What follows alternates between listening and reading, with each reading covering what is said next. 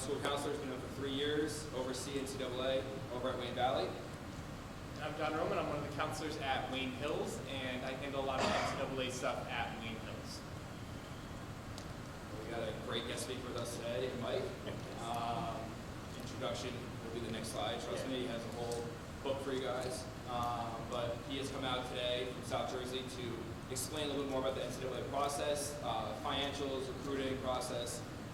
He's been doing it for a very long time. How many years? It'll be 40 years this year. 40 young years of doing it. So we're very grateful for him to make a trip up to South Jersey to present to you guys. Thank you. Right. I said I was really getting along with John until I got caught in that traffic. It's been a long time since I got caught on that parkway. I coasted Kane. I forgot about that. Whew. Goodness, man, you can't. And there's no moving. I don't know the guys that go in the right lane and come back over to the left. But yeah, you're stuck. You're there. But very, very happy to be here tonight. What I'm starting to do over the last couple of years is go around to high schools, and quite honestly, I'm actually going into middle schools now too. And I'll explain that as we go a little bit further. But I'm going in and just providing information. I think information is such a powerful tool, and I've always believed, even when I was coaching and in financial aid and in admissions, I've always believed that when I talk to families that there's a void. We need a conduit to try to put some of these things together when we talk about colleges, admissions, financial aid for the student athlete. I'm not here to talk about scouting services, what level I think a young person is. That's not part of what I do when I come out to high schools.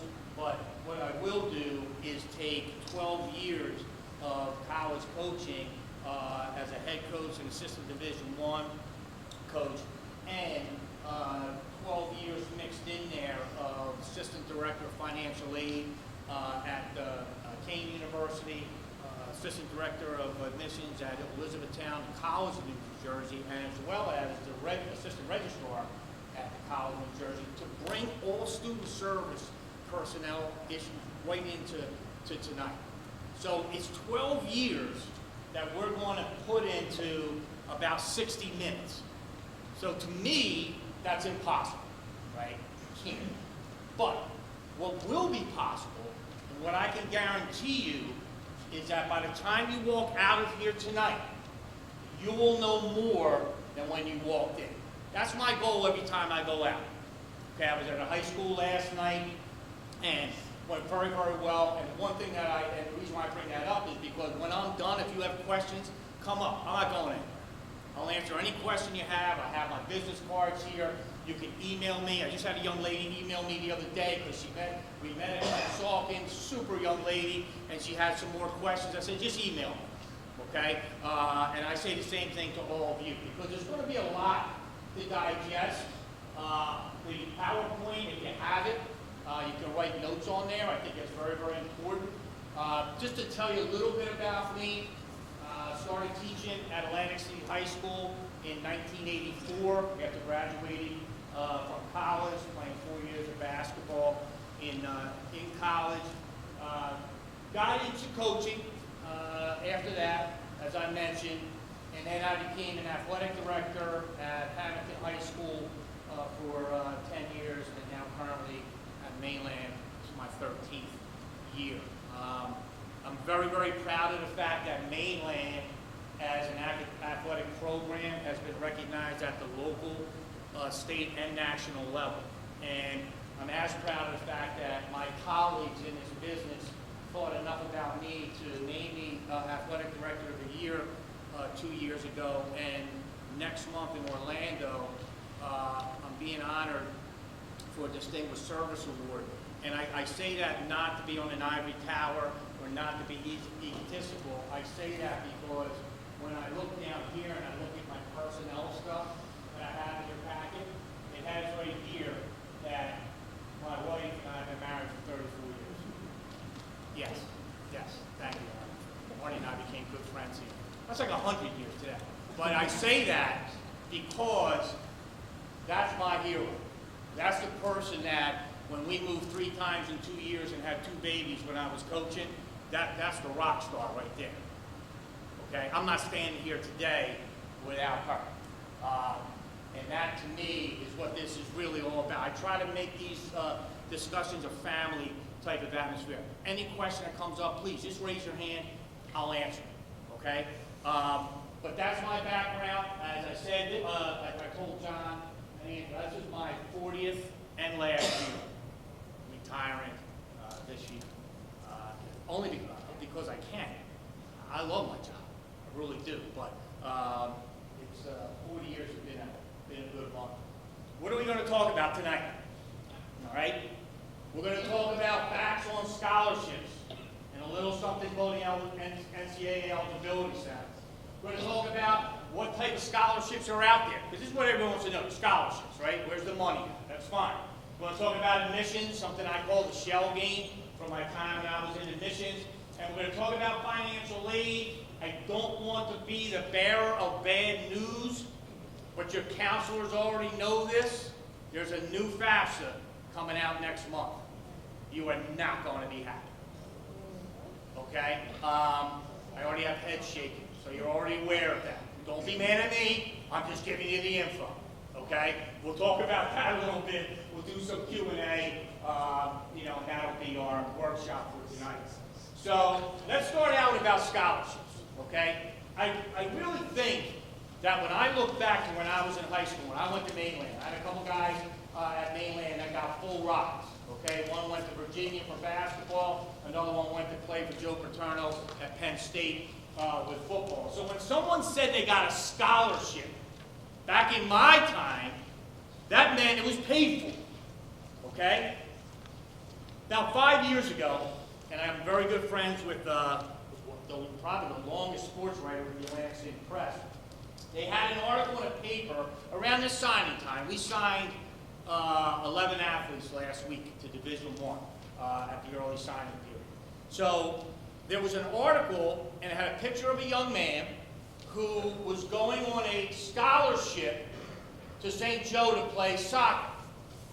I didn't know the young man, but I know people that knew him and know the program, and said, I don't think there's any way that he got a scholarship to go to play at St. Joe. He did. It was academic. But that's not what was put in the paper. And what I explained to Mike was, his name was Mike also, is I said, Mike, when you don't put that in the paper, you put a lot of pressure on coaches, athletic directors, and parents. Because if I know that my son or daughter potentially is better than so-and-so, why isn't my coach doing that for my kid? Why isn't the athletic director helping me with my son or daughter? So I think it's very, very important that we get this kind of settled right now, that I really could call this workshop 2% versus 98%. Because only 2% of the people in the country get a full ride for athletics. That's it. That's it. I'm not going to stand up here and pound it into anybody. That is the truth. 2%. The other 98%, us mortals, that's us, me, my daughter when she went to college for track, we're the 98%. And that 98% means we need help. We need help. Do I believe that you can't get a full ride? No, of course you can. But see, you also are limited by the resources. This has nothing to do with Wayne Hills or Wayne Valley. It has nothing to do with that. But there are Division II colleges in North Dakota that give a lot of money. Who from this school knows any coach or any program or any college in North Dakota? So my point is that, there's places out there for kids. A lot of times we end up getting kind of like pigeonholed a little bit because of where we're at. That doesn't mean you still can't do better, and maybe you thought you could, okay? Scholarships, guaranteed for 4 years, we'll talk about that. I'm going to be the only person that will ever tell you this. The only one, I guarantee. The key to any young person in this room getting an athletic scholarship is your academics. Wait a second, that sounds kind of ridiculous, right? We're here to talk about scholarships. And Mike, you just said that it's the academics are the key to the athletics. It's not just because mom and your grandma and everybody else said since you were this high, make sure you do your homework, make sure you go to class. That's not what I'm talking about.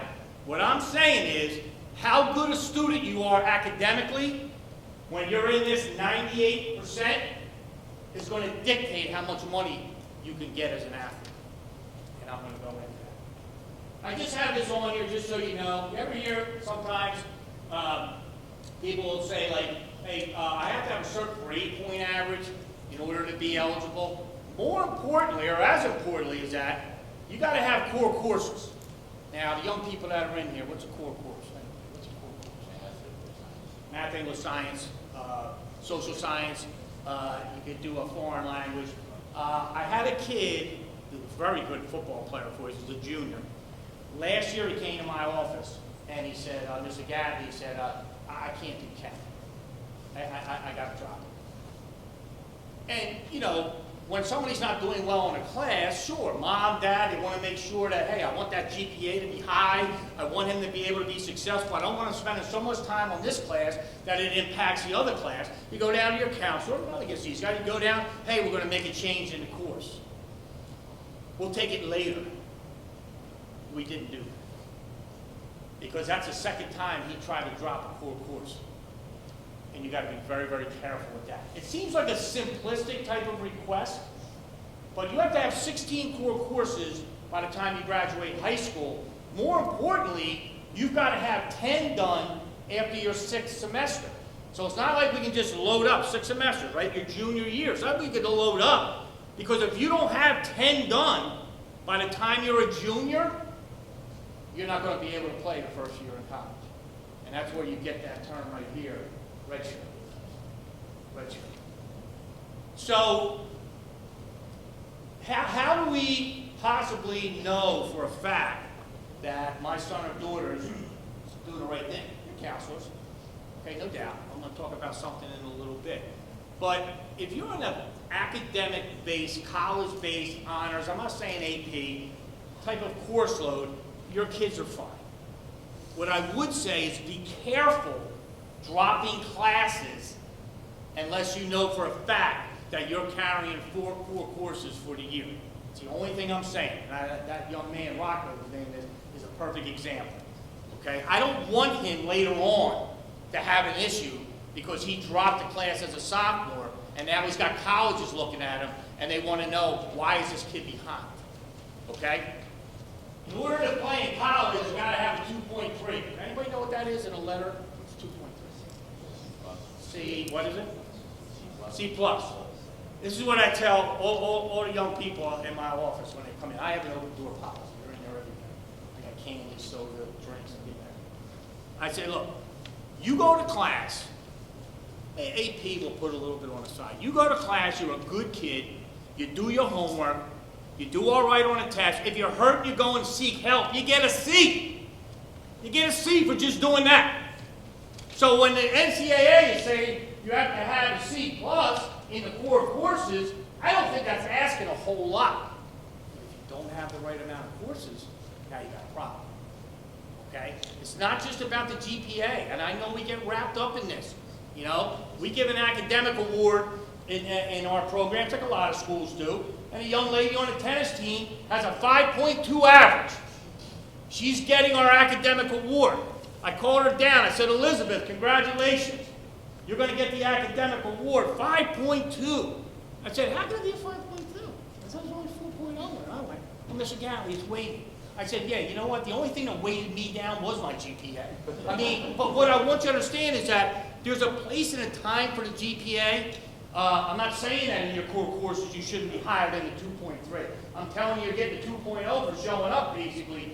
The key is make sure you're taking those classes. There's nothing more embarrassing, and I'm going to tell you right now, it happened at Egg Harbor Township High School with Rutgers football. There was a young man that went there full ride to Rutgers, and they found out his senior year he didn't have enough core courses. Didn't have enough core courses. Let me tell you something. That's not something you want to get in the paper. The guidance office doesn't want it. The coach doesn't want it. The athletic director doesn't want it. Does it happen a lot? Not as much as it probably used to, but it still happens. okay? And that's why I spend the time on this. You ever hear the term an early qualifier? Sometimes there's a high school kid, they do it in football, they do it in girls basketball. We have a girl that played for Mainland, was an All-American that starts at Notre Dame now. And they've done it over the last 2 years in the women's program. They've taken a high school kid and brought them in early. The key to that is that if you're bringing somebody in early, that 14cc, that means 14 core courses were done by their junior year. That's unbelievable. By the end of their junior year. Yeah, by their 6th semester. 14 out of 16 are done. Then you could be an early qualifier. If you can't get to 16, and you can't get you get a 2.0 or not a 2.3, you're a non-qualifier. I only say that so you know the terminology. Nobody in here hopefully is going to end up in that situation. All right. This is the biggest pet peeve I have. Biggest pet peeve. How many people in here right now, parents, kids may not know. How many people in here with a show of hands have registered their son or daughter with the NCAA eligibility? Hand up, hand up. I'll give you a half a try. I'm going to take your lip. All right, 8 people out of this whole room, I don't know, 110, 20?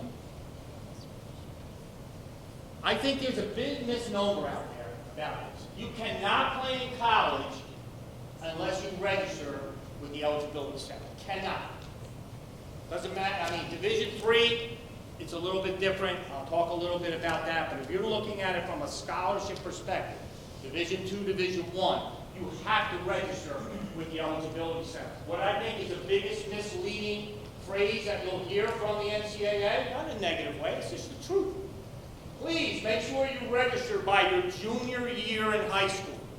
Now think about what I just spent 5 minutes on before, saying you better be careful and make sure you have 10 core courses by the end of your junior year. If you don't register with the NCAA and have your transcript uploaded every market period, you just got done the first market period, you're close, you have to be, right? So those of you that have registered with the NCAA Eligibility Center, I don't know, are you the guy that uploads it? All right, so every school, and you may or may not know, but we know here, but every school has a counselor that either is, and John's dedicated to it. I love that when you have somebody that's really in it every day, but there's a counselor that's uploading your son or daughter's transcript once they have registered with the clearinghouse. So if something ends up going sideways, there's a little blurred area, let's get it early. Let's not wait until later. And it's my biggest pet peeve because I've got like 2 or 3 major athletes at Mainland right now, and I tell them, I'll do it with you. Just come in. So I don't have I'm not paying $100, it's your $100. But, you have to do this. I don't want to hiccup later. It can be very embarrassing. Okay?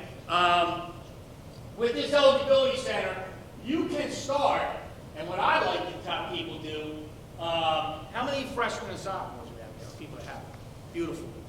Okay, I told you when I started this tonight, I'm going out to middle schools, because I'm telling middle school people, as soon as their kid becomes a freshman, register with the NCAA Eligibility Center. And register in the free profile. Doesn't cost you a dime. Okay? But it gets you in the system. If you go Division III, you don't have to register with the NCAA Eligibility Center. You don't have to. But how many kids say, my goal is to play Division III? I mean, I played it. But I'm not saying that was my goal. My point is we all went higher. But if you do, and if that was your question. I know, I've been paying, yeah. Yeah, so I would say those that have freshmen right now, and there's no website because all you got to do is type in NCAA Eligibility Center and the whole thing flies up in front of you. So do the free profile. Get you in there, okay? And as things maybe start to develop, okay, then you can cross yourself. Well, I don't work for the NCAA. It's $100, but you have to do it, okay? Your courses have to be in there. When I say the freshman or sophomore, that's what I would do. By your junior year, you should be fully established, what they call, have an amateur certification account. Fully established. Why? Because you get an ID number, okay? And if you're looking at a college, and you list that college, that coach can take a look at what you're doing also. So it's very, very important. It's a two-way street, right? I want coach to know a little bit about me. They want to know about you, especially if they're going to spend money on it, okay? At the end of your senior year, your final marking period grade gets uploaded, and you get your amateur certificate, okay? Have to have that. You can't play in college, all right? This is extremely, extremely important, okay? How about this? Roles and responsibilities. College coaches are limited. This is the example I use. So we have a pediatrician that we really liked with our kids when they were growing up. I went to a couple other people, but we found this person because that's the one that worked for me. Okay? You have your favorite dentist, you have whatever. You know, you're going to have some coaches that will spend a lot of time with you and your son or daughter. You're going to have many that won't. Many that won't. And the examples that I'm giving with the pediatrician and the dentist, it's up to you to help your son or daughter get to the next level. Now, let me qualify what I'm saying. I have a meeting on Monday, okay, with a young man that I think is getting passed over. He's getting passed over because optically he doesn't look like he should be a scholarship player. He's 5'9", built out of granite. But we just won a sectional championship in a major upset, probably the biggest upset in South Jersey football history. And he ran for 244 yards and had 4 touchdowns. I think he can play some of that. Yeah, I don't know, 5'9". Point being is that I still got to go sell this kid. I'm going to do it. Me and the parents are my coach. Now, they're in a different situation because they have somebody like me there, and I spent time doing it. I did it with my own kids, okay? But the bottom line is you got to be able to sell your kid. If it's football, you got to huddle. If it's basketball, you got to huddle. You got to film. You got to think. You know, I said I'm not here about scouting services, and I'm not. But I can tell you this: when I was coaching at the University of Albany, Division I, and I got a picture of the kid coming in with all his stats and all the things that he accomplished on the key club and everything else like that. They were coming in every day. Somebody's paying $2,000 or $3,000. Yeah, you know what? They are sending them out to every college in the country. But what's the feedback you get? Well, you know, it's that cost-benefit analysis. What are you actually really getting out of that? And I would just tell you to be careful on that end. How about this? If I had $5 for every time I heard this and a Gilligan's Island rerun, I probably already could have retired. Okay? My high school coach doesn't do anything to help my kid. My high school coach doesn't do a thing to help my kid. Well, I'm not here to back coaches, because trust me, you know, I always tell my coaches, I'm here to protect you from yourself. All right? I get it. I'm in it every day. All right? The thing is this. Outside of football, which is still considered old school, because there isn't a subsidiary opportunity for those kids. It's the football season. It's 8, 9, 10, 11, 12, if you're lucky, games. You got huddle film, and when the season's over, it's over. Not in the other sports. Not with AAU basketball, not with ASA softball, not with club soccer, travel baseball. This is where these kids are getting looked at. So, am I saying to go out and do that? All I'm saying is this. The high school season anymore is anticlimactic as far as recruiting is concerned, except for football. That's all they got. Okay? If you see a major college coach at a game, they are there not because they want to see the kid play again. They're there to make sure that the kid knows that they were at the game, because that relationship's already been made. Okay? And listen, our league down the shores of Cape Atlantic League, I grew up in that league. I'm a big proponent of high school athletics, but when it comes to exposure and getting your kids looked at, it's not coming from the high school season. And what makes it hard sometimes too, and I can tell you how many times I heard this when I first went to Mainland. How many times a coach came into my office and said, I just found out, this isn't a I'm going to use you, I just found out that Arnie got a scholarship to so-and-so. You're the coach. And the reason why is that the coach was never kept in the loop. Let me tell you something. If that college coach calls and they want to know something about that kid, they're calling the coach or they're calling me. So even if they're not involved in a recruiting process, and believe me, I know some of them out there, there's good ones, bad ones, I get it, okay? But the bottom line is that coach should be kept in the loop, but they're also limited on what they can do because they're just in season. They're not allowed to coach AAU basketball. It's illegal. Then the AD, when the call comes in. So I had a college coach call about 5 years ago. He had a kid who was a mid-major player, hands down, mid-major football player. As athletic a kid that we probably had a couple of years. So coach calls and says, can I talk to Coach Smith, our football coach? Is he available? I said, no, he's in class, coach. I'll take a message for you. He said, no problem. He said, hey, what can you tell me about so-and-so? I said, this was after the season. Seeing where he was at. He was kind of low in their depth chart. Now he went up because somebody said no. He goes, what can you tell me about so-and-so? I said, coach, he played football mainly. He said, no, I know that. What can you tell me about it? I said he played football mainly. See, I'll never throw a kid under a bus. Never. Because when I was at Hamilton and after a boys soccer game, and when I was coming around the corner to go to my car, I caught our best player. I didn't catch him. He was in front of me, smoking dope. So I threw him off the team and saw him pumping gas a couple years later. After he got out of high school, always nice to him. Never have to put your head down or anything. Listen, it wasn't me. I was there. What do you want me to do? They do those traffic stops, right? Not for alcohol, but they want to check your license, all that kind of stuff. So one day, I'm driving down a White Horse Pike down in Hamilton, and I got caught in one of those stops. Okay? Hey, come here, pull over. Who sticks his head? This kid. He's a state trooper. And he said, he said, Mr. Gatley, he said, I want to tell you something. He said, I really, there's no way at the time that I realized it, but the best thing that ever happened to me was you doing that and me getting caught and you making sure that I did the right thing because that set me on the track that I wanted to go on. That's what this is about.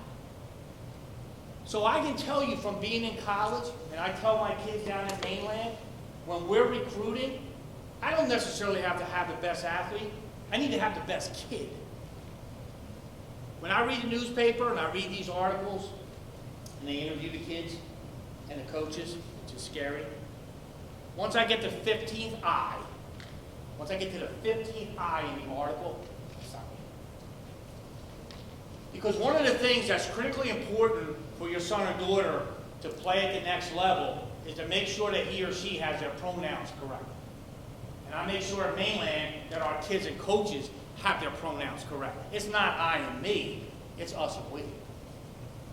Believe me, if somebody's spending money on you, your kid, they don't want to hear the I and me. Because I got to build a program, I got to build a team. You know what's funny? Remember when we were all growing up? That word, our four-letter word began with F, the damn word. Still isn't, right? There's a new one today. Still 4 letters. Team. Team. Team. Yeah, I want the team to do well, but how did I do? Let me tell you something. If you need your coach, athletic director, you need your counselor to sell your son or daughter to a college, they're going to sell them because they're also a good kid. I'm not selling stuff. That's my reputation. I sell that kid that was really a jerk. I sell that kid to that college, that ruins the reputation. He didn't make it. He went somewhere. We knew he wouldn't make it. He dropped out.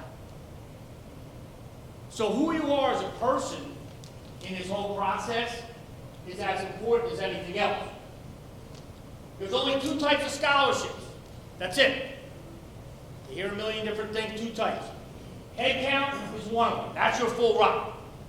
Now, Arnie, I'm going to ask you something. See all those numbers up there? Can you add those up and tell me how many are up there? Total scholarships that are up there.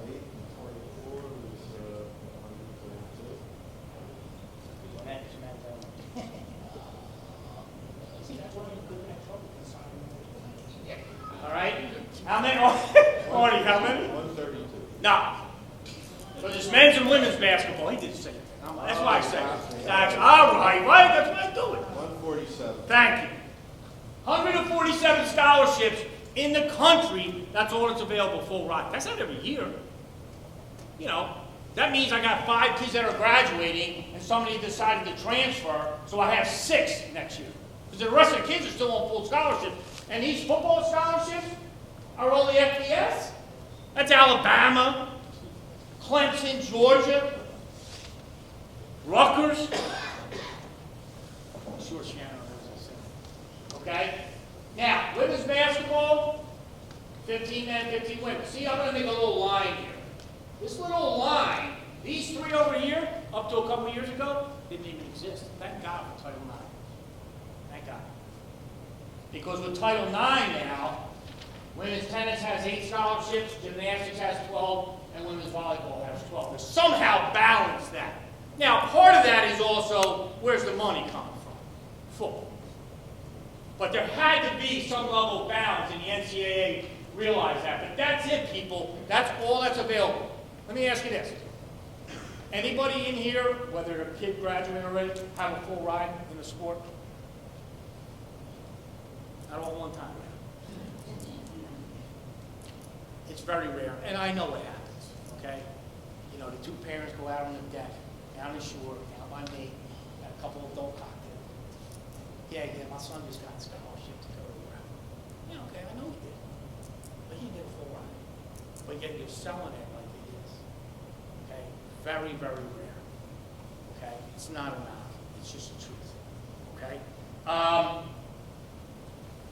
Here's where we mostly all fall in, and Arnie, you and I are going to fall into this in 2 seconds. Okay? This is where my daughter fell in. That's where everybody in this room is probably going to fall into. What is called an equivalency scholarship. Okay? This is at 98%. The 2% we're done with right now. Okay? This is a 98%. This is all of us, the family in this room right now. Okay? With a equivalency scholarship, that's all other Division I sports, other than the ones I just showed you, right? Division II, NAIA. Now, NAIA used to be big when I was growing up with men's basketball. You know what NAIA is used for now? Women's wrestling. And get ready, because they're giving scholarships to girls flag football. And girls flag is going to be a sport in the state of New Jersey. Okay, we started our league last year down the shore, and it's phenomenal. The girls love it. You know how football, they always say football drives a bus. If your football team's doing well, like the whole school is up. When those girls found out that we were having flag football at Mainland, that buzz around our hallways was ridiculous. This isn't a Powerpuff game. We're playing for real. They want to play. And I'm telling you, the NJSIA is going to have that. Now, when you're in an equivalency situation, there's no limit on how many athletes can receive a scholarship. There's just a limit on the number of scholarships. And here's how the NCAA breaks it down. Baseball gets 11.7. They're all calculated. Okay? They get 11.7 full scholarships. Softball, 12. Look at wrestling. Any wrestlers in here? Play wrestling? Right now, I'm a basketball guy. Wrestling and basketball is like oil and water. My buddies in college wrestle. I love it. I watch wrestling over basketball. I don't know why it doesn't come through. But here's my thing. They get 9.9 scholarships. These guys are in a room that's 120 degrees. They're sweating bodily fluids, biting people. They're doing holes that I don't even want to discuss. Can't give them 10 scholarships. It's all calculated. So they get 9.9. Oh, here's the other thing. You get a full ride. You get close to it. You're not quite at there, but you're a heck of a student, and you get some type of academic scholarship, you can only get it up to the cost of the school. You can't make money off of that. I'm going to talk about NIL at the end, but you can't make money off of a scholarship and grant. Okay? It can only equal the cost of education, okay, or the cost of attendance.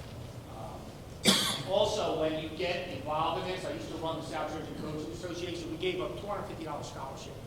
Just X amount of seniors every year. I had a young man at a full ride to Rutgers for football. He had it declared. So he could keep the $250, but they took the $250, off of his scholarship. That doesn't sound like a lot, but when some of these kids are applying for scholarships that are outside the community, Kiwanis Club, whatever the case may be, and now they've got a few $1,000s, they're pulling that off of the athletic scholarship, so maybe I can entice someone else with that extra money, okay? So that's why when you get grants, they can only get up to the cost of the school. Scholarships, we had our signing last week, it's beautiful, right? Get the balloons in there, the parents are there, they just sign their name, it's all, the signing's already done. But it's awesome, I love it for the kids, I get more excited than they do. But your scholarship, okay, whether it's equivalency or head count, is 1 year. That's it. It's renewable, but it's 1 year. Which means that you don't go to class, you don't go to weightlifting, you're not doing what you're supposed to do, your attitude's not good, they can pull that scholarship. Does it happen? Not that much, but you'd be surprised sometimes what people can say kids aren't doing because they just found someone else that they like to play for their school. Okay? So you're in a job when you're getting this scholarship, just so everybody knows. Division III, you know, they did a nice touch a couple years ago. They put out a congratulatory letter. So when we do our signings, I do all my Division III kids in the spring. Because most of the time they're looking for other stuff and then they trickle down. So there's a little congratulatory letter that the college sends out. Maybe it's Gettysburg, maybe somebody like that. I went to Franklin Marshall, and they have you sign. So it's really nice. So everybody's included, okay? But the only kids that are signed in for real are the scholarship kids. This is admissions. See the first one up there? Does it matter when I apply early admit? I'm not talking about early admit, maybe the way guidance looks at early admit, that I get in early. You know, we have an early admit. We just had it last 2 weeks ago, where the kids got into like 7 schools or whatever the case may be. That's not what I'm talking about. What I'm talking about in athletics is that if you know that there's X amount of schools that I'm interested in. Remember, we're equivalency now, we're not getting a full ride. That if there are X amount of schools that I know that I'm interested in, I'm applying and getting accepted because if there is institutional money, it comes on a first come, first served basis. Okay? It runs out. So it's very important that you apply early and begin to ask, and I'm going to get to in a second, the questions that, can I get more money? Isn't that the ultimate thing? What else do you have? I'm going to tell you what else I have. Course of study. One of my best dear friends. He knows I use this example. This kid wanted to go to a school. And he goes, Mike, he wants to be a business major. I said, Tom, it's not going to work. His grades are okay. But like the school he's going to, the business applications are this high. I said, don't do it. I explained to him what I'm going to explain to you. What did he do? Put it as a business major. What happened? He got rejected. Okay? I'm at Elizabethtown, second year as a financial aid officer. And the Board of Trustees had a meeting one night and they said, hey, we're bringing out a new major and we need this admissions department to sell this major. Okay? This is 1989. So we're all sitting there in the meeting. And my director, Dave, one of the brightest guys I've ever met in my life, says, the new major that we're offering at Elizabethtown is actuarial science. And everybody, they're looking and like, oh yeah, I'm sitting there going, what? What is it? So life insurance determines what the insurance rates are. That's what actually. Yeah. But when it came out, now this is 89, so this is what, how many years ago? 30-something years. So what it is, yeah, they're looking at futures, predictions. There's a lot of science in this, right? Not just because of the name, but when you look at SAT scores, ACT, which I'll get to in a second, I had a young lady who was pre-med. She wanted nothing else but to come in Elizabethtown pre-med. I could not get her in. Her math scores were not high enough. It's not me.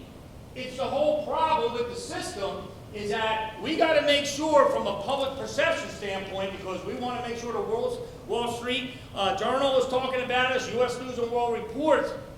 So when this major came out, I said to my director, I said, hey, how about if I get so-and-so to try to apply for actuarial science?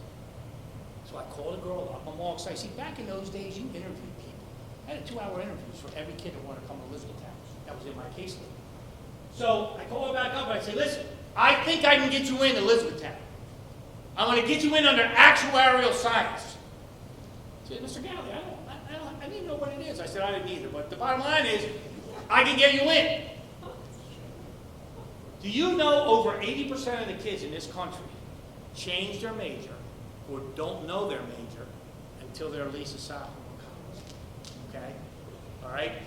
The point is this, and this is what I call the shell game, okay, in addition. And I sat through it at two very good academic schools. Not knocking it, I'm just telling you how it goes. All right? We needed to put fannies in the seats. We were told by the board of trustees that we have to be able to run actuarial science as a major. So I took every kid that was borderline, and I gave them a call, and I said, I'm getting you in under actuarial science. You may stick with it, you may not, but you're going to be at Elizabethtown. Because your first year in a liberal arts situation, you're taking most of the same courses anyway. English 101 is English 101, whether I'm a bio major or I'm an actuarial science major. So when I tell people, if you've got what they used to call it, the reach school, right? I'm not sure if I can get into this school. It's my reach school. If you got a reach school, here's the majors I'm looking at. Psychology. What are you going to do with that? You know what I did with it? My daughter did it. Yeah, she was like me. Yeah. $60,000 it cost me for a master's in Philadelphia in her apartment. Yeah, that's what we did. Okay? They can't get people. If you're not in education, why are you taking psychology? What are you doing with philosophy? But my key is this. I'm not knocking the major. What I'm saying is I need to make sure that the breadth of the academics that we offer is competitive with the other schools in the country. It's all on Google. I'm going to ask you to Google something in a little bit. You can Google it yourself. You can see the majors they have. How many kids are in this major? Go for the obscure major. All you're doing is bumbling it in. That's your best chance to get into a school that may be a reach for you. Okay? Standardized tests.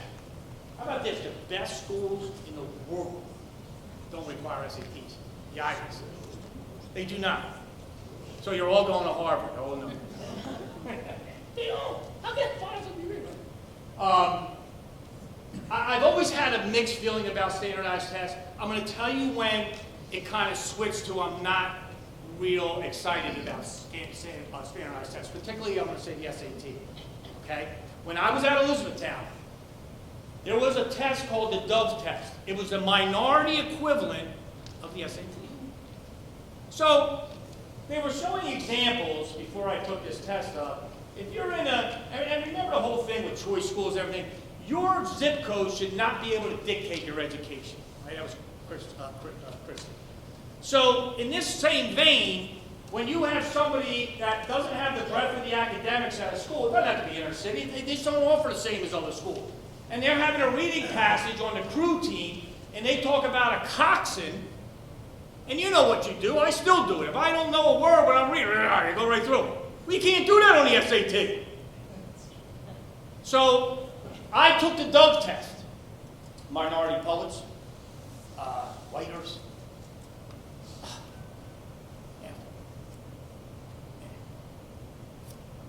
That was a turning point for me. And I said, well, wait a second. You know, people put so much weight on this SAT. Well, why do you not just go to high school? Go get a job, do SAT prep, go play basketball, football, whatever, and get your 1,200 and go to college. Well, we know that's being facetious. But my point is this.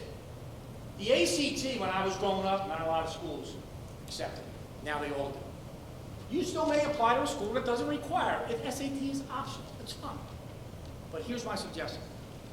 Most of the time on the SAT, when I was looking at applications back in the day, math score was a little bit higher than verbal. Just on a general, not much, but there could be times where it's significant. But for the most part, it wasn't as high. And so I say, like, how am I getting a verbal to get up there? How am I doing it? You know, you can go get a prep. You know, get somebody to pay them, whatever the case may be. I'm not an avid reader. I'm an avid reader of Sports Illustrated, okay? But I'm not getting a book on a sunny day down the shore and sitting under a tree and reading. I'm not knocking. if you're not an avid reader, you're not going to build your vocabulary. Okay? You're not going to build your vocabulary. The verbal part of that is all vocabulary. The ACT, and I'm going to tell you that, again, this is just my experience with it, tends to be a little bit more student-friendly, okay, than the ACT. When I say student-friendly, it seems to go a little bit more consistent with what an honors type of college prep courses would be. So if you've taken the SAT for a couple times, you're wondering, hey, can I bump it up? Usually after 2 times, I mean, John can tell you a different story. Usually after 2 times, you're not going to go up 100 points unless you get help. So I suggest that if your son or daughter's done that, or if they've taken the SAT once, they're like, I don't want to take it again. I don't think I'm going to do any better. Take the ACT. Give it a shot. You may find that you may get, because they use a sliding scale for you from a scoring perspective. Last thing, letters of recommendation. God is my witness. College in New Jersey. Anytime an application came in, we put a jacket on it, a manila folder jacket. We were told by the director of admissions, any application that comes in that has a seal of the state, federal government, or any high-ranking official gets put in a separate pile. So you look at it, something's in there from the state of New Jersey, put a little gold, we had tabs. A little gold tab on it, put it over here. Didn't guarantee you were getting in, but we were looking at that one a little bit more closely than the other business majors that were this high. So your letters of recommendation, some use Naviance, every school is kind of different. But the bottom line is that those letters of recommendation, if you can get somebody that has a high level in the state from a government perspective to do a letter of recommendation, those are looked at differently. It's life, right? So it is what you know in a lot of ways. Now, I will tell you this. There's a school down in South Jersey by me that when I used to see this counselors, I'm not saying this, I'm going to say it's John. He put me in that traffic. So John's sending in this recommendation for me. You know, of course he says I'm the greatest thing next to sliced bread and all. But then Susie asked him for a recommendation too, and he uses whiteout and puts her name in there, but it gets better. Where he said with me, he's a great kid, he said with her, he's a great kid. Now, let's just be human beings here. Like, I'll never take it out on a kid for that, but don't tell me that when I got stacks of people that are begging to get into college in New Jersey, that's not going to leave some kind of, not only will leave a mark, but my presentation. It matters. Okay? All right. Shh, there's a hush that comes over the crowd. New FAFSA. Actually, I just talked to somebody today. They want me to come in December, like when this goes live. And I said, well, why? What do you want the folks to make it? Why do you want me to come in there? The new FAFSA. The old FAFSA. So when I'm in financial aid, and you have to fill this out to get a scholarship. Has to be. Yes, go ahead. Sorry, can I ask you something? Yeah, sure. Not about this. I'm a high school counselor, so what you just brought up is so true. And I question the FERPA. So the kids, they can waive the FERPA or not. I always tell my students, do not send a letter unless you've read it. Because I have it. I see them. They have he, she, cut, they're awful. And this is like the kid's life in their hands. So as a college, if you get a kid who doesn't waive their FERPA, how do you guys look at that? Well, see, now, I mean, that's a little specific for me. Like, when I was back in admissions, I mean, this was 89, okay? I mean, we really didn't want into FERPA in that respect, so it would be hard for me to answer that. I know where you're going with that. I mean, obviously, when you talk about, but I'm going to address something because it just happened in my office today. We talk about proofreading something, okay? So I have a young lady who's a pretty good soccer player at Mainland. She asked our athletic trainer, because she does part-time work with him, to write a letter of recommendation. He asked me for a couple of my letters of recommendation. I have different levels. I got the great kid, I got the decent kid, the good kid, and a kid that's got a lot of growing up to do, but they all look good, okay? So I send them all that. First thing he did when he came in today is he dropped it on my desk and said, "Would you please proof this?" Because he doesn't want that to hurt the kid.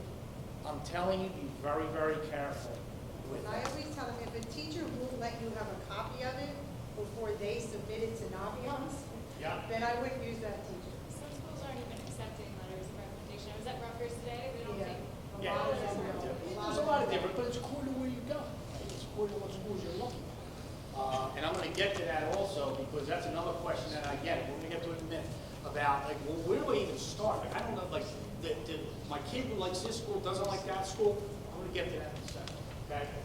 In this financial aid form, okay, that has to be filled out. It used to be called an SAR. That's what you got back. Once you put your financial information in there, it got processed, came back. Okay, so now they call this FAFSA submission summary. Financial aid is a bunch of acronyms. That's all it is. I'm going to tell you the good parts about the new FAFSA. All right, for anybody that's filled it out. There used to be 108 questions. Now there's 36. Yes, 36. Nice. You say, hey, that's great. Yeah, you know why? Because they're taking your IRS, they're taking your income tax. You're not filling that out anymore. So see, when I was in financial aid, and I would have some independent students, older, come in, I knew they weren't telling the truth when they put that information on their FAFSA. I don't play judge and jury with somebody. They were rolling the dice to see that their EFC would be nice and low so they would get more grants and a better loan. Okay? Anybody here have gotten an a SAR back EFC? You know that number? It's in the right-hand corner? Yeah. How's that? What's that look like? Was it favorable? Yeah, that's great. I've seen them with 6 figures. 6 figures across there. That's what the federal government thinks you have stuffed under your mattress to give your. If I had it, I wouldn't have to ask you for money. Right? I mean, I'm just being honest. The number is phenomenal. It's so high. You're wondering, where did they come up with it? So, when people used to do their own calculations, I'm not saying everybody cheated, but if you rolled the dice and your SAR came back and it didn't have this little asterisk, you made it. You made it. I had kids that came for 4 years, didn't tell the truth. Never got selected for verification. Okay? They took a shot. Verification meant, and it still does, and I'll get into how it's changing, but what it meant was that, okay, we're not saying that you're not telling the truth. We're taking 4 digits out of your Social Security of different people in the country. We're spitting it into a computer. These are the people who are selected for verification, okay? So now, since they're using the IRS, you still can get selected for verification because, I don't know if anybody else, anybody in here has done this, but I know people who have. I work with people who have.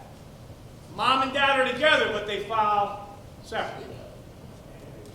They're not there. Oh, no, I didn't know. I was just saying. They file separate. You're familiar with it, though. Okay, you've heard about it. All right. They file separate. Mom and dad are separated. Divorce, whatever the case may be. And what typically happens is this. Who's ever making the lowest amount of money, that's what we're putting the kids with, right? And I don't want to say necessarily a woman. It doesn't matter. Who has the lowest amount of income, that's the one we're filling out the student aid and FAFSA for. This thing down here, it's called contributor. So what happens now is if you file, I'm just one example, if you file separately and you're married, they're marrying that back up. Now, the one thing they are granting you is that if grandpop or somebody put away like a 529 or whatever the case may be, they're not counting that against you. But I'm telling you what, people, everything else they are. You know how you used to get credit for the kids in college? Yeah. Gone. Gone. Yeah. What they're giving you now is what they call an income protection allowance. IPA, another acronym. So basically what they're saying is, yeah, I know you have a mortgage, I know you have a car payment, I know you have, quality of life. We're going to bump you a little bit.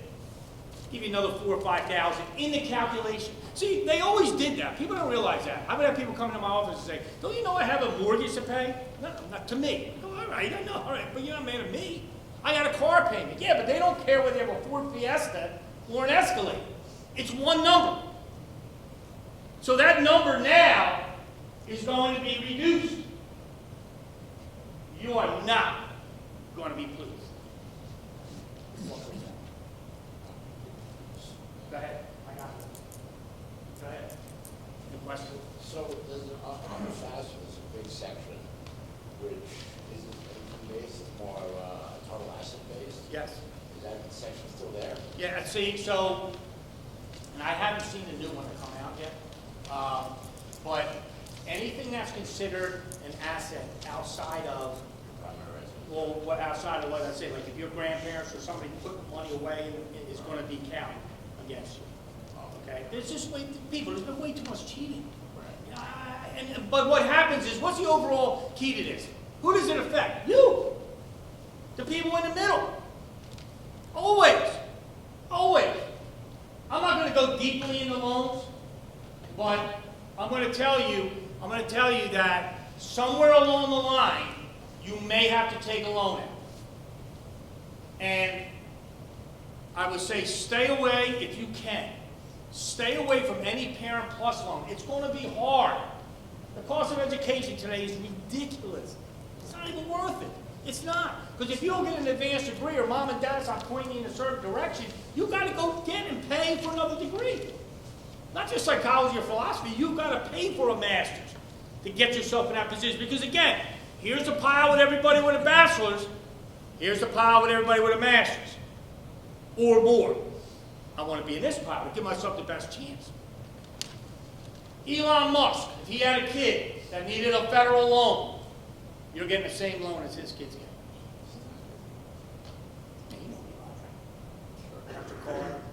Yeah, you're getting the same one. That's how small the window is.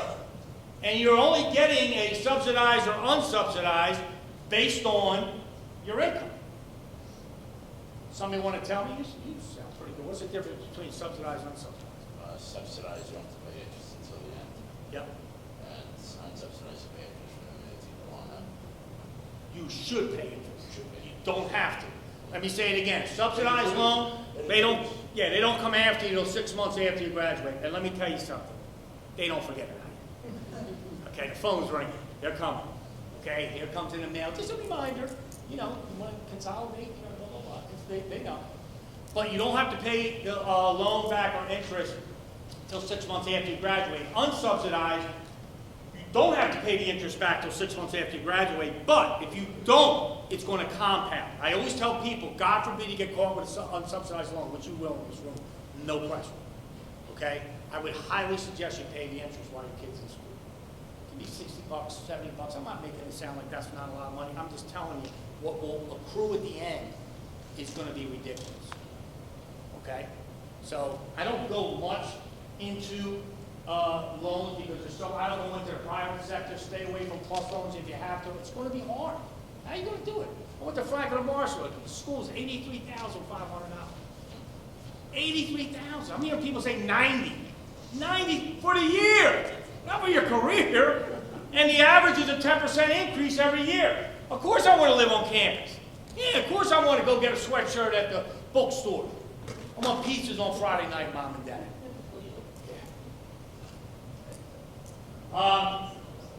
I'm only going to breeze through this. It's in your packet. I print it because I want you to take a look at it. There are so many grants out there, and they're growing all the time. This is federal and also state. Okay? I'm going to say this, but then I'm going to show you the hypocrisy. There's a lot of grants out there for your kids. Athlete, non-athlete, there's a lot of grants. Pell Grant's a federal grant. You got SEOG, there's a grant for to get into teaching. If God forbid you have somebody, parent or guardian that was killed in Afghan or Iraq, there's a list, EEO for low income. The list is endless. Okay? Here's what the problem is. See this thing up here? State address every year. Okay? And there's some more grants in here. Here's some state ones. State grants. And we want you. Yeah, well, if you stay in state, you're going to get money. Because we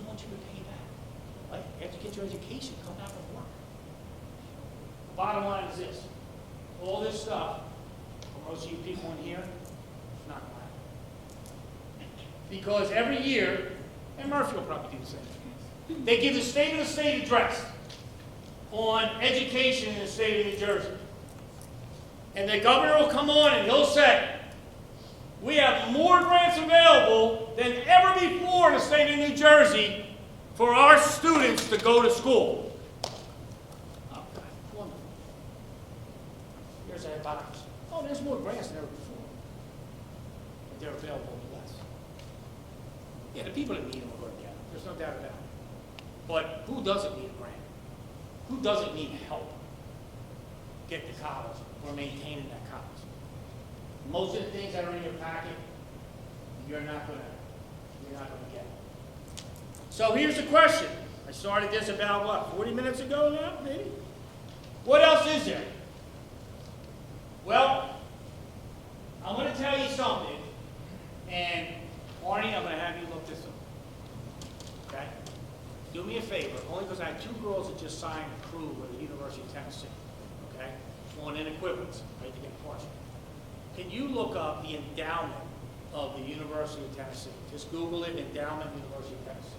Now, something while Arnie's doing that, something that I want you to be careful of, particularly if your young son or daughter is in a Division III situation athletically, be careful of work study.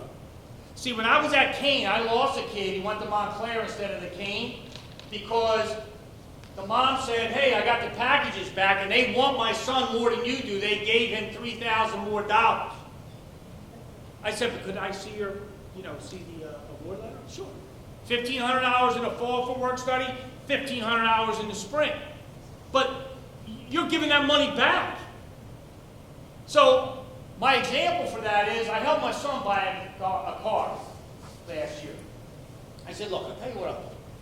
I'll split the payment. Okay? Oh, Dad, that's great. Hey, I'll split it. So he gets the keys. He's driving. The first month, no problem. Split it. Second month, it's getting a little, we're getting a little late. A couple days. No, I got it, Dad. Okay. All right. I get it. Third month, I can't even find it in my house. My point is this. You can't say that the cost of you going to a school is going to be this when they're using those type of variables. I just want you to be very, very careful. When I was coaching at Kane, I gave my kids work study, sure, because I needed not to call home. Mom and Dad don't have the money either. But I made sure that that money that they did, they earned, because they had to go to work to make sure they had money in their pocket. And that money was for them. Be very, very careful with that. All right, can we get our endowment? What is it? You want Knoxville or the whole system? Knoxville. 941. $941 million. Now, Arnie, you and I have developed a very nice relationship in the short time we've known each other. Okay? What is an endowment at a college? Endowments are scholarships and other monies that people have, I think, put up to fund various things within the college. Arnie's going to live a long time, but when that time comes, he just may leave Rutgers in very large sum. That'll win some more games for us. Okay. All right. Well, we'll put that on your appetite. All right, listen. Every school in the country, Google it. It's all right there. Yeah. John Hopkins, $2.3 billion. What does this all mean? This means this. And I gave you a fictitious college right now. Okay? Here's a fictitious college. Here's how these endowments work. And they're not coming to you. You better ask about them. Okay? Now, I'm not saying the University of Tennessee doesn't have some of that money set aside for a new basketball arena. I don't know. It's not my, but what I'm saying is that's what their endowment is, the University of Tennessee. Everybody's got one. Franklin Morrison's got a pretty sizable one. Okay? Because that's alumni that are kicking money back into that school. And like any investment, I'm not an investment banker, but in any investment, the amount of money that we take out is at best 5% because we want it to regenerate itself. Right? All right, so here's a college, okay, that has $1 million endowment, which as we know now is really nothing. Okay? This is a loan that have kicked money in, whatever the case may be. All right? We're saying if we took 5% of that that would give us $50,000 that we say we can offer people because we know we'll get that back as an investment, okay? You also then have to divide how many kids are at the college. So at this fictitious college, there's 1,000 kids.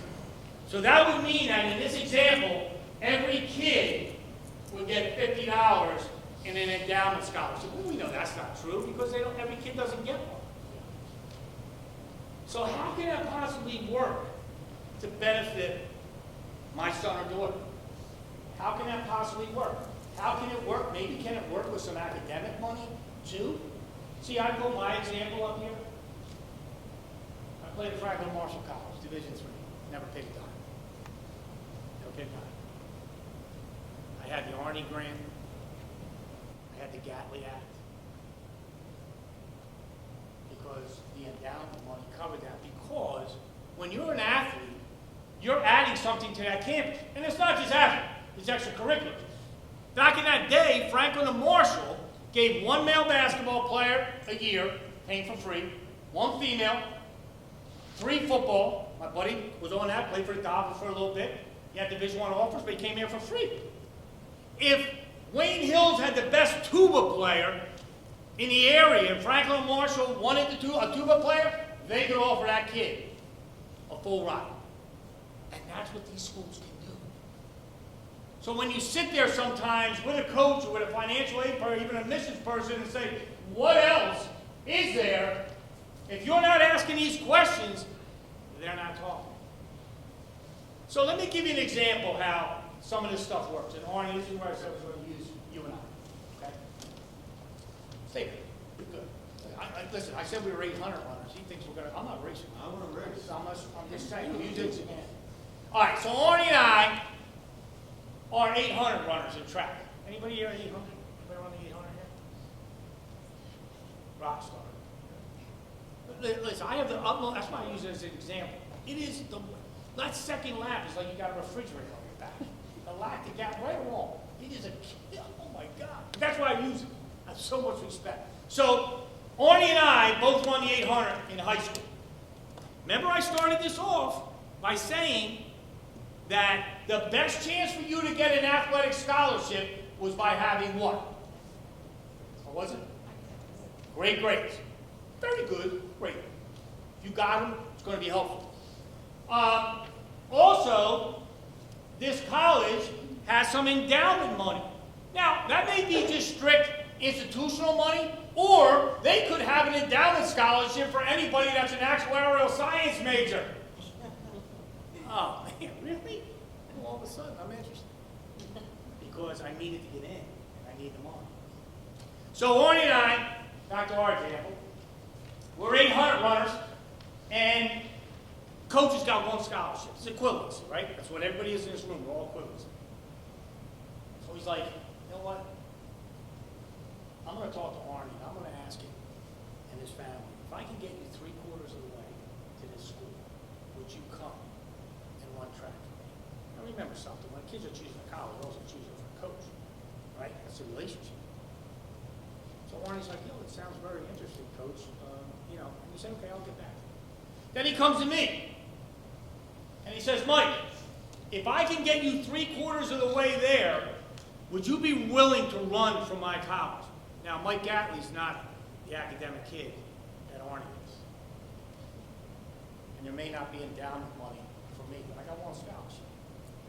So what the coach does, he does a little research, comes to find out that how Arnie did academically in high school, maybe I mix a little bit of this act in there and this grant in there, and I get him a half scholarship academically for 4 years, because he's earned it.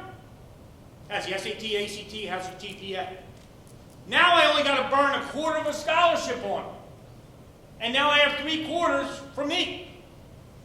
So now, coach calls up Arnie and says, Arnie, I want to tell you something. Your academics are fantastic. They're extremely impressive. They're so impressive that our institution is willing to give you a presidential scholarship guaranteed for 4 years worth half room and board and tuition. And on top of that, like I said I would, I'm going to give you quarter scholarship. And now you've got 3 quarters. What do you think? You want to come and run for me? Mark is the coach, absolutely. Then he calls up Mike Gatley.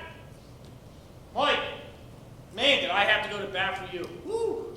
Oh, God. I mean, well, you listen, it was tough getting you in, Bob, but we got you in. And guess what? Not only did I get you in, but I worked my tail off to get you that 3-quarter scholarship that I promised that I would work so hard to get. You want to come to the school? Yeah, coach. So, when I talk about academics, when we talk about equivalency scholarships, when we talk about endowment money, people, these are the questions that have to come up. See, when you're talking about endowment or other scholarships, and the counselors sitting in their chair, the coaches, they go from this to, oh man, I better sit up a little bit. He knows what he's talking about. I'm not making it up. It's all, you can Google everything. It's all there. And there's money to be had. Do you know how many times, I'll guarantee you, and John, I'm not putting you on the spot, but I'm going to ask you, and I think I already know the answer. How many scholarships are given out in a high school? Okay? You know, local this, Kiwanis, somebody had an aunt that worked at a school, passed away, so they established a scholarship. We can't even get kids to apply for them. My buddy had a scholarship. His father was our teacher at Mainland. $2,500 scholarship for 2 kids from Summers Point, a male and a female. All they had to do was go to college to be in education. $2,500 each. They didn't have to show their transcript. They didn't even have to make it. He couldn't get anybody to apply. Copy this down. Okay, it's a little bonus. Write this down. There's a site called College Raptor. It's like the raptor in Jurassic Park. College Raptor. It is chock full of exactly what I'm talking about. I can't tell you how much money sits there. And John, correct me if I'm wrong. Right? Sometimes we're begging kids to fill out applications. And I tell kids, fill them all out.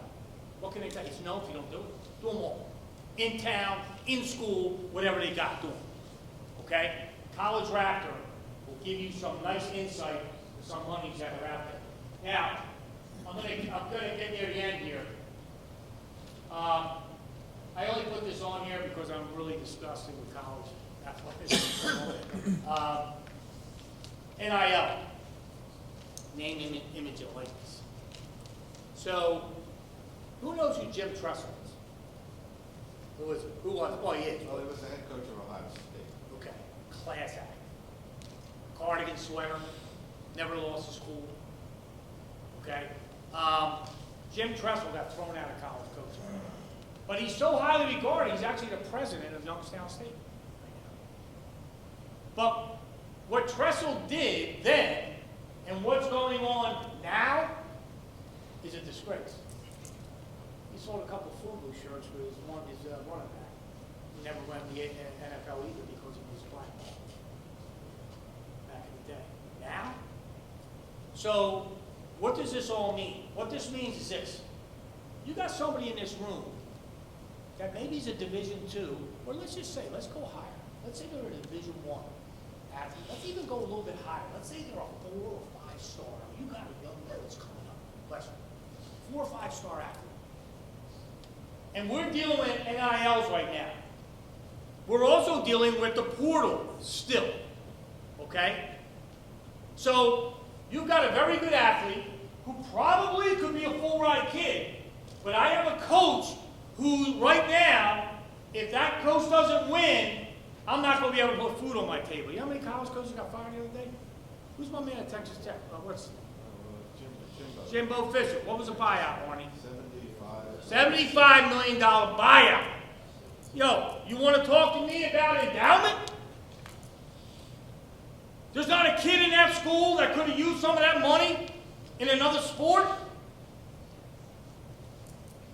So this NIL, we had a kid in Mainland, went to St. Bonaventure, 1,000 point, 1,000 rebound, got his extra year, COVID, okay? I just texted him last night, he was playing over in Portugal. So He had every score. He's 6'11", got a wingspan of 7, whatever, and I do all that stuff. So he's got Miami, Florida. He's got, all these different schools that are after him. He goes to Iowa State. Very good league, good coach. I like it. His name's Oshun. I go, Oshun, why are you going to Iowa State? Coach says they're paying me the most. Yeah, they're paying me the most. So what happens is, Oshun goes to Iowa State, and that other high school center that they were recruiting, why? Because he's a 1,000-point scorer and a 1,000 rebounder at St. Bonaventure. And I got to win, or I'm not going to have a job. The NCAA has actually asked Congress. I mean, they can't get out of their own way either. I don't get political, but they've actually asked Congress for help with this. It's out of control. Kid from Texas last year signed an NIL deal with Lamborghini. And that's not the pizza place. Primetime son, quarterback of Colorado. You see the car he's driving? Okay. Do you know we did a commercial at the halftime of one of the football games this year? They got paid for it? Watch. Yeah. So my point is that, all this stuff impacts you guys, particularly at the Division I level. Okay? I could spend a whole workshop on that NIL. I don't do it, but I let you know that it needs to be put under control because it's hurting high school kids. Okay? Review. Critically important. NCAA eligibility center has to be done. If nothing else, do the free profile. Okay? 2. Here we are. It's good to be a 98, right? We're almost at 100. We're at 98% in here. It's going to take some kind of help in order to do that.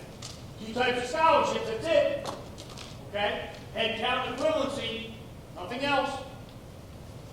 Admissions, the old shell game. Okay? Do your research. Find out what majors maybe I can get do they really want to go to this school? I think it's a little bit cheaper than another school, but I can't get them in this major. Okay? I alluded to something earlier, because I've had parents ask me all the time for years. I don't know if my son or daughter wants to go here. I don't know if they want to go there. I don't know if they want to stay close by. They may want to go where it's warm, whatever the case may be. If you are completely open, completely, just not sure, that's fine, because there's a lot of young people in here. You're going to get to that point. If you need to begin to eliminate some people, see how many schools offer merit money. Start with that. Okay, that's scholarships. Okay, I just helped a young girl the other day. All right, and I looked at her. Listen, I'm not a genealogist. Okay, but she told me that she put her in an application white Caucasian, and I got to know her. I told her. I said, well, what, we were talking about. I said, what is your ethnicity? And it wasn't white Caucasian. And I said, I don't want to go into percentages, but you only have to be 25% in an ethnic background to qualify in college for a different amount of grant or scholarship. And I don't know whether that applies. My point is this. It goes back to what I started with. Do your research. I don't know what my tree is. I have no idea. I don't know what I am. I feel like I'm a mutt. I got something with a little bit of everything. But could I have had? I don't know. It's something to look into. FAFSA, got to be filled out. You're not going to be happy. And I end this like I started it. Your books will dictate how much money you'll get in scholarships. Okay? I'm good. Ask any questions you like. I know some people had some hands up. I'm going to stay up here. I'm in no rush. It took me half the day to get here. My mom will just hang out for a while. Yes, go ahead. Question. What can you say about social media? Are the colleges checking it? Absolutely. Absolutely. Had a young lady lost a half ride to Virginia Tech. Because, you ready for this? Because somebody didn't even know it was her. Somebody got a picture of her and her girlfriends. They had put blood masks